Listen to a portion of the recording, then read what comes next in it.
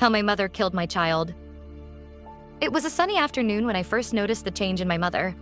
The warmth of the day contrasted sharply with the chill that spread through my heart as I watched her interact with my newborn Lucas.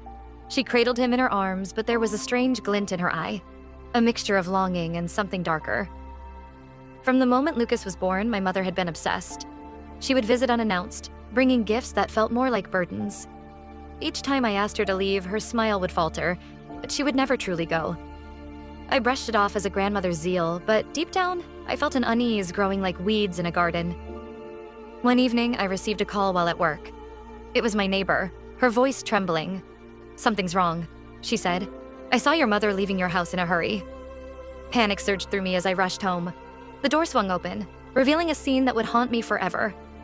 Lucas lay lifeless in his crib, and my mother stood frozen, her hands trembling.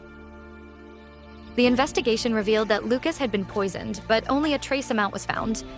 My mother insisted she had no idea how it happened. "I was only trying to help him sleep," she pleaded, tears streaming down her face. I wanted to scream, to shake her until she understood the gravity of what had happened. But I could only stand there, frozen in disbelief. Days turned into weeks, and the police investigation continued. I learned that my mother had been struggling with undiagnosed mental health issues, her mind unraveling like an old sweater. The obsession with Lucas wasn't born from malice, but from a desperate need to reclaim a sense of purpose she had lost in her later years.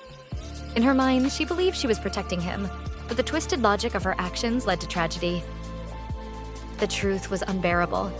I felt the walls of my life closing in, the warmth of sunlight replaced by shadows. My mother, the woman who had raised me, was also the architect of my deepest sorrow.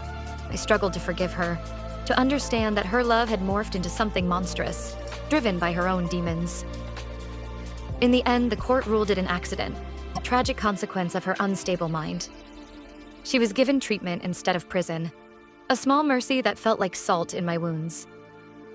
As I stood at Lucas's grave, I knew I would carry the weight of this loss forever, entwined with the threads of my mother's madness. Life moved on, but the scars remained.